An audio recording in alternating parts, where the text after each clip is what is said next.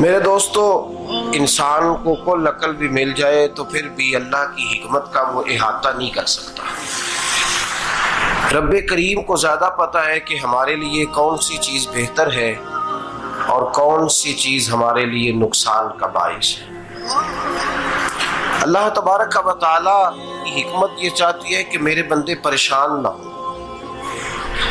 رب یہ چاہتا ہے کہ میرے بندے کسی جگہ پہ بھی دقت اور پریشانی کا شکار نہ ہو۔ تو اللہ تبارک و تعالی نے راہ اعتدال اختیار کرنے کا حکم ارشاد فرمایا کہ تم اعتدال کے رستوں پہ چلو، معتدل زندگی گزارو، افراط و تفریط سے بچو۔ آج جس معاشرے میں ہم وقت گزار رہے ہیں، اس معاشرے میں ہم اس بات کو سمجھنے سے قاصر ہیں کہ اصل ہمارا مسئلہ کیا ہے۔ ہمارا اصل جو مسئلہ ہے اس کی شناخت ہمیں کیسے ہوگی اور ہم پھر اس تک رسائی کس انداز میں حاصل کر پائیں۔ ہم ہمیشہ اپنی آمدن بڑھانے کے چکر میں رہتے ہیں، ایک کام اور شروع کر لیں، پارٹ ٹائم جاب شروع کر لیں، کوئی سائیڈ بزنس اس کا آغاز کر لیں۔ ہماری جو دوڑ لگی ہوئی ہے وہ لگی ہے کام بڑھانے میں، آمدن بڑھانے میں۔ حالانکہ اسلام ہمیں یہ کہتا ہے کہ تو آمدن بڑھانے کے چکر میں نہ پڑ، اصل بات یہ ہے کہ تو اپنے خرچے کنٹرول کر۔ تنگ انسان وہ نہیں ہوتا جس کی آمدن تھوڑی ہوتی ہے۔ یہ توجہ کیجیے گا میری بات، یہ قیمتی بات ہے اور گفتگو ساری کا لب لباب ہے۔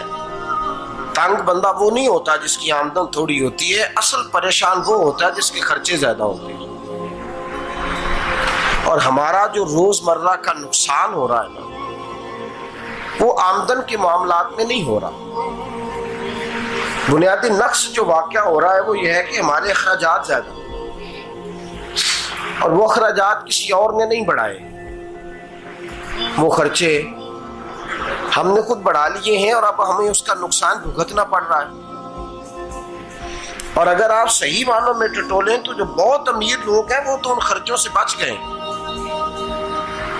میں نے بہت سارے ایسے ختمات میں شرکت کی ہے، میں بہت ساری ایسی جگہوں پہ گیا ہوں کہ جہاں لوگوں نے بڑا مختصر سا ختم دلایا ہے تو ہو گیا ہے ختم۔ ختم کے معاملے میں کب کسی نے پابندی لگائی ہے کہ اس میں 200 آدمی شریک ہوگا تو تب یہ سالے ثواب صحیح ہو سکے گا؟ کون کہتا ہے؟ یا شادی کے موقع پر اگر سارے بہن بھائیوں کو نہ بلایا گیا تو میری شادی پایہ تکمیل تک نہیں پہنچے گی، اس میں برکت نہیں ہوگی، یہ کس نے فتویٰ دیا ہے؟ معتدل زندگی کا اسلام حکم دیتا ہے۔ میں پڑھ رہا تھا کہ ایک بہت بڑا صدر ہے، غالباً سوڈان کے صدر کی بات ہو رہی تھی، تو اپنے بیٹے کی بارات لے کے گیا تو 4 لوگ گئے ہیں بارات اور 15 لوگوں کا اس نے اہتمام کیا اپنے گھر میں کھانا کھانے کا۔ تو کیا شادی ہو گئی کہ رک گئی؟ تو بھائی راگ الاپنا اس بات کا کہ بڑی پریشانی ہے، کوئی سائیڈ بزنس شروع کیا جائے فلان جگہ فلان جگہ فلان جگہ، تو اصل معاملہ یہ ہے کہ پہلے ایک بندہ کماتا ہے تو پھر بھی گھر ہی چلتا ہے، پھر بڑا بیٹا ساتھ شامل ہوتا ہے تو پھر بھی گھر ہی چلتا ہے، پھر منجلا بیٹا شامل ہوتا ہے تو پھر بھی گھر ہی چلتا ہے۔ جو رونا دادا جی رویا کرتے تھے کہ بڑی مصیبت ہے، بڑی مشکل ہے، گاؤں میں رہ اکیلے ہوتے تھے اور وہ 5 بچوں کو اور 4 بچیوں کو وہ پالتے تھے، تو جو وہاں پریشانی تھی وہی آج پریشانی شہر میں آ کر پڑھ لکھ کر موٹی تنخواہ لے کر وہی پریشانی ہمیں ہے۔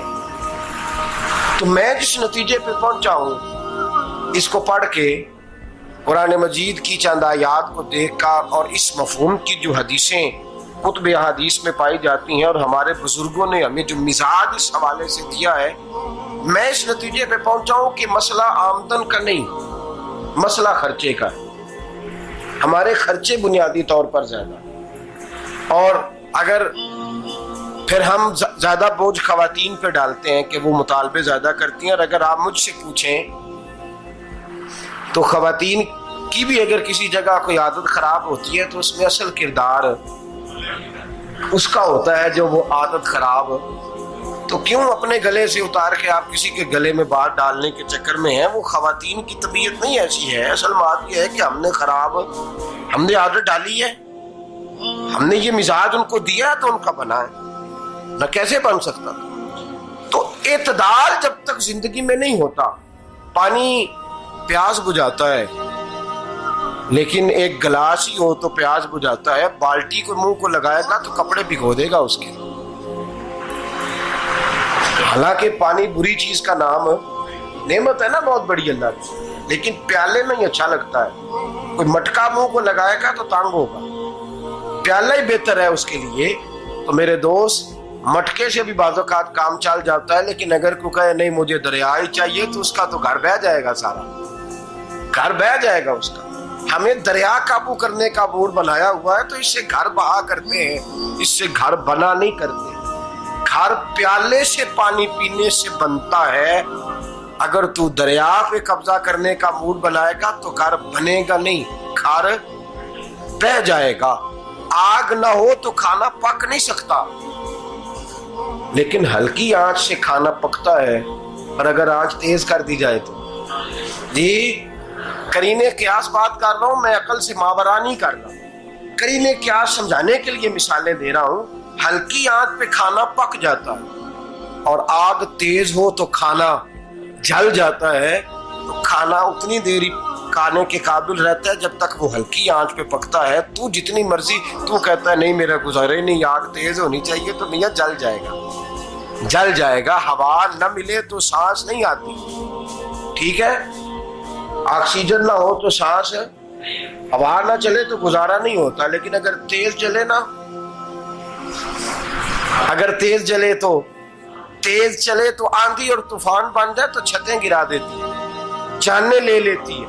ہم ہیں طوفان کے چکر میں, ہم ہیں دریا کے چکر میں, ہم ہیں بڑے لاؤ کے چکر میں. تو میاں ہلکی آنچ ہی اچھی ہے, یاد رکھ. اور ایک گلاس پانی کا اعتدال سے ملتا رہے تو وہی ملتا رہے, ضرورت کے وقت وہی بہتر ہے. تو پورے دریا پہ قبضہ کرنے کا پروگرام نہ بنا, تانگ ہو جائے گا. اور میرے عزیز یاد رکھ, ہوا سانس لینے کے مطابق ملے تو وہی اچھی ہے, جو سانس بند کرنے پہ آ جائے وہ ہوا اچھی. ہم نے چکر چلا لیا ہے کہ زیادہ پیسہ, راتوں رات پیسہ, لمبا پیسہ, یہ پلاٹ بھی میرا, وہ پلاٹ بھی میرا, گجرانوالا بھی, گجرات بھی, لالا موسیٰ کھاری اور پنڈی تک جہاں میں جاؤں میرے نام کی تختیاں لگی ہوئی ہونی چاہیے. اسلام منع کرتا ہے.